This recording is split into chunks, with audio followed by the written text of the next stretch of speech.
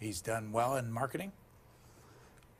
Yeah, I think that's innate in the project in a way, because the argument is about, has he offended or will he offend the Jewish community? Is it going to create a sort of sectarian culture war in America?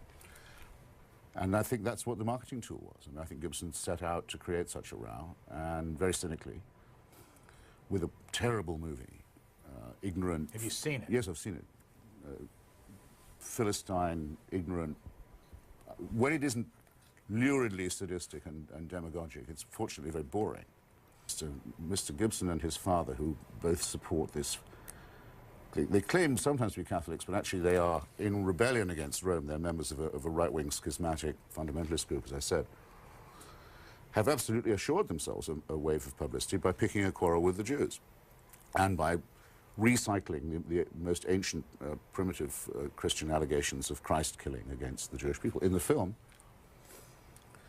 the Roman authorities are depicted as puppets in a Jewish empire, completely without power of their own, always having to answer to Jewish high priests and forced to torture to death a man who they believe to be innocent. This is a very, very old slander and misrepresentation. It's unbelievably crude and irresponsible of Gibson to do so. He's done so in order to try and sell tickets. I think it's a great cultural disgrace. I hope nobody goes, by the way. I hope people watching this decide to boycott it.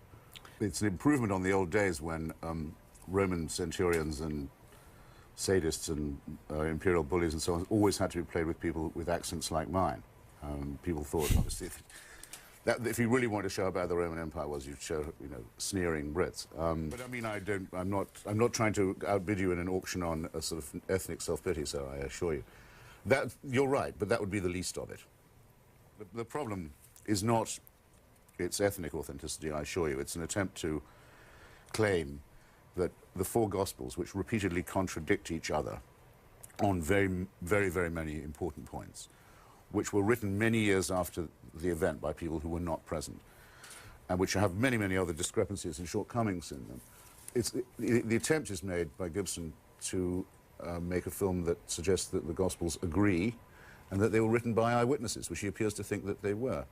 He then, in my view, it's not my problem, I'm not a Catholic, but I would say blasphemously adds that the Holy Ghost is the real director of this film, and he is only the instrument of the Holy Ghost in this respect. That seems like a vast and profane conceit to me. As I say, it's not just a matter, I think, for Jews who will be properly offended by the demagogy of the film to boycott it, but I think it's for Catholics to say that they don't like to have their religion represented to them in this way and by this vain man. I think that's where he should get into trouble from that quarter too. This ad, a full-page ad in today's New York Times, an open letter to Mel Gibson from a Jew for Jesus. And she says to Mel Gibson, she says, I just want to tell you to hang in there, Mel. And she says that this ordeal has to be tough for you to take.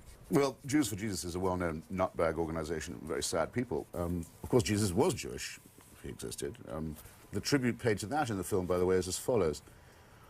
When Judas gives him the kiss of treason, he refers to him as rabbi. That's the tasteful way in which the Jewish question is handled.